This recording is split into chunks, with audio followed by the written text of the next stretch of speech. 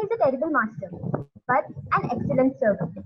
I would like to request Pranavesh sir to add his input on this quote.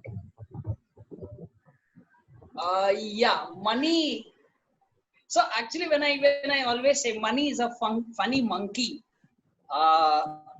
If you chase it, it will keep eluding you. That is how it is. So wealth is something that you need to always create and save it off.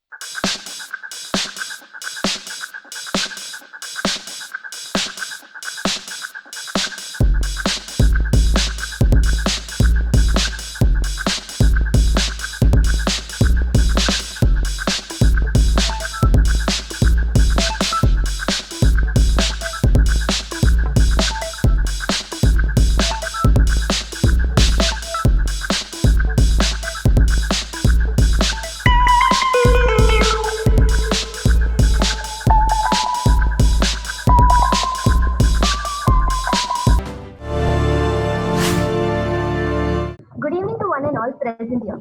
I, Salita, and Shruti, the host for today's show, welcome you all to the presentation phase of the Battle of Great Minds Season 2, an initiative by L&D Global Mumbai and Connect Talks.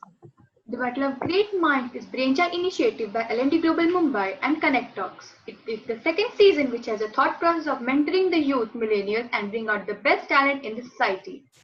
We have an amazing panel of mentors with us today.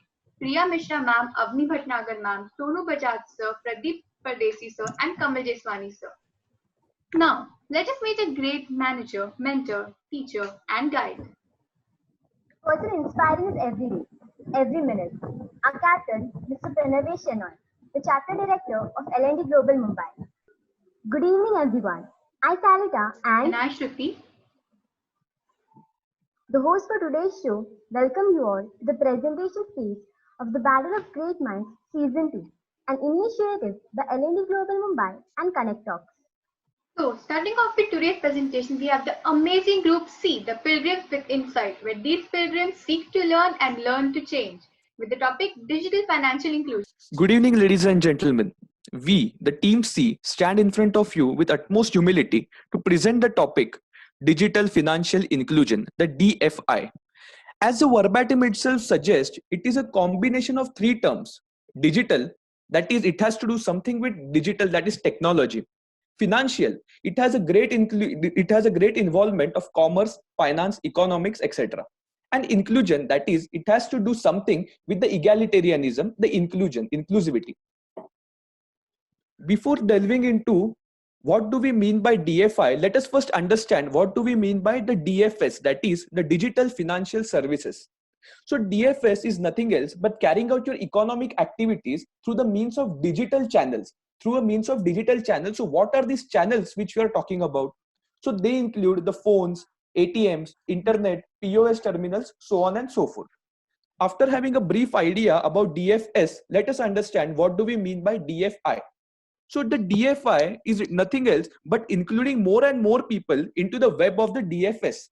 So herein it is imperative to understand that the DFI, that is the financial inclusion, has to be in such a manner that the things which are provided to the customers, to the consumers, are in a cost efficient manner, and at the very same time they should be sustainable for the service providers. Now, talking about the Indian context, we have the JAM Trinity, that is the Janadhan Yojana, the Aadhaar Yojana, and the mobile phones, which have given the impetus to this entire notion of the DFI since 2014, because we are following the principle of Sabka Saath, Sabka Vikas. Now, after understanding what is meant by DFI, let us understand what is the meaning or why the DFI is important. It will be handled by my friend Rohit. तो हमने ये देख लिया कि digital financial services और inclusions होते क्या है। अब हम आगे देखते हैं कि हमें इसकी जरूरत क्यों है, और बात जब क्यों को स्पष्ट करने की आती है तो सबसे बढ़िया तरीका होता है कंपैरिजन करना। आज के समय में जहाँ ये डिजिटल सेवाएं उपलब्ध हैं और उस समय में जहाँ डिजिटल सेवाएं उतनी ज्यादा उपलब्ध नहीं हुआ करती थी, तो इन दोनों के कंपैरिजन से कुछ बातें सामने निकल के आती है कि जो लो इनकम ग्रुप्स के लोग हैं, जैसे किसान और गरीब की बात करें, तो चाहे वो ट्रांजेक्शन की बात हो, चाहे इंश्योरेंस की बात, तो चाहे लोन की बात हो,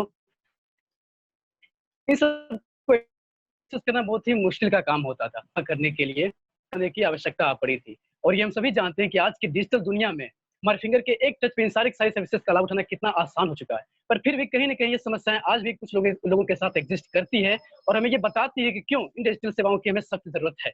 further this will be explain by Ronit, जो कि कंपोनेंट्स के बारे में बात करेंगे। Ronit. Now, as we have seen what is DFI, now let us take a look how DFI works, that is its components. So there are three essential components because of which the digital economy cycle gets completed, and they are as shown. The digital transaction platform is defined as any source which enables customers to make or receive payments. The device is defined as any electronic gadget through which the customers can make transactions, generally through laptop, mobile or PC. The retail agents are the one who have communication infrastructure in their digital device so that they can keep records of transactions of customers. So for example, I put my cash into my bank account. So the bank clerk is retail agent. And then using my phone, that is the device, I buy something from Amazon.com, a digital transaction platform. So this is how the components support each other and the web gets completed. Now let us take a look. Now let us take a look at how DFI can be done. That is its forms. Smart cards are available to everyone today, and they are useful because they have integrated circuit chips which can literally transfer and store data, and hence easy transactions are possible. Next, we have branchless banking and online banking. Now I can do my bank's work and transactions sitting at home and rather than without going to any physical branch, thanks to apps like SBI YONO app and Paytm. Next, we move to investment in MIS. Now I can put my salary into mutual funds and stock market so that I can save my future. Next point will be taken by Deepa, my partner. Thank you. Thank you, Ronit. So I'll be explaining the benefits and the risk associated with digital financial inclusion. First, going to the benefit part. So when people conduct transactions online, they have this access to various kinds of services, which is integrated from every other platforms. Other than this, the cost of transaction is quite reasonable, as well as it saves time, which leads to increase in the efficiency and the quality of services being upgraded. So as a result of that, customized services are being created as per the needs of the customers. Other than this, incentives are given by the government as well as the banks to the businessmen and firms as well as the middle income group to actually make their income much more sufficient and utilize it in an ideal manner, which leads to the revenue growth as well as a good economic return to the country. Now going to the risk part. So in risk, we have this risk of lack of familiarity with the products and the services which are being provided by the service providers, the banks. And as a result of that, many of the users are being, you can say, exploited because their lack of knowledge. And other than this, there is also the fact of data theft and hacking, which makes people skeptical about doing the transactions online. There are also a section of people who are financially illiterate and they do not show any willingness to actually develop their knowledge. And that is why we need that one thing in the system. Other than this, the cost of high maintenance, like there are accounts which are inactive, and after 2 years of inactivity, they become dormant. And so it becomes a heavy burden on the banks to operate these accounts from their own funds. That was all about the benefits and the risk. Now Anjali will explain the future prospects. Thank you. Now, let us take a look at what the future holds for digital finance. You see, it's not the big beating the small anymore, but the fast beating the slow. Let us take a look at some of the ideas we have. The first one, without a doubt, is artificial intelligence. Now that we have computer analytics, we can predict market standings, and this is going to totally change the game. The next point we have is of big techs. Let us take the example of Jio, which is, as we all know, a telecom company. But recently they launched their own money, Jio Money, India Ka Naya Cash. So here they incorporated finance as a part of their value proposition, which leads us to industry conversions, our third point.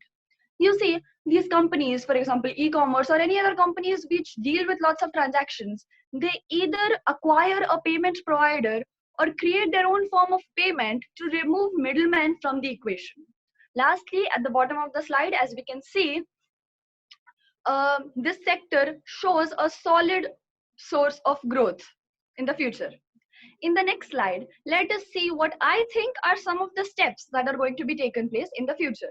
Firstly, blockchain will take over. Now, for all of you who don't know about blockchain, it's a system like, for example, in finance, you have to deal with lots of transactional data, and that has to be distributed securely and transparently both.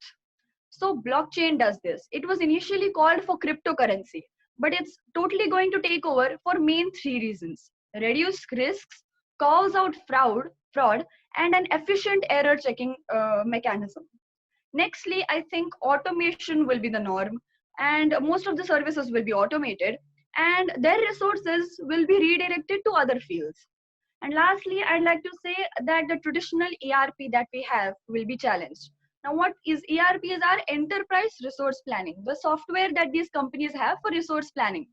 And they will be updated, not challenged, but updated to include something called microservices, which are nothing but a cognition tools, so that these systems or softwares can update on their own and connect it to all the servers in the companies. That was all from my side. I'd like Just 1 minute left, guys. I'd like to conclude now. तो digital financial services और inclusion की सारी बातों को मद्देनजर रखते हुए हम इस कंक्लूजन पे पहुंचते हैं कि इन सेवाओं का डिजिटल होना लोगों के लिए काफी ज्यादा फायदेमंद साबित हुआ, खासकर लोअर इनकम ग्रुप के लोगों के लिए। क्यों? क्योंकि अब इसको एक्सेस कर पाना बहुत ही आसान हो चुका है, ट्रांजैक्शन पहले से ज्यादा तेज हो चुकी है, वो भी काफी कम रेट्स पे, फाइनेंशियल स्टेबिलिटी आ चुकी है, और जिस देश की फाइनेंशियल सिस्टम में स्टेबिलिटी आती है उस देश की इकोनॉमिक ग्रोथ में बढ़ोतरी अपने आप देखने को मिलती है। तो इनका डिजिटल होना हमारे जिंदगी में काफी बदलाव लेकर आया है, हमारा समय बचाते हुए काफी लाभ पहुंचा है, जिसके लिए हम हमेशा आभारी रहेंगे, और हमारे आने वाले समय में हमारी आने वाली पीढ़ियां भी इस चीज की डिजिटल होने के लिए हमेशा शुक्रगुजार रहेगी और इसकी प्रशंसा करेंगी। हम उम्मीद करते हैं कि हमने अब इस टॉपिक को आपके सामने बखूबी प्रस्तुत किया हो। धन्यवाद। That was an amazing session. Thank you everyone for attending it and making it successful. See you guys in the next episode.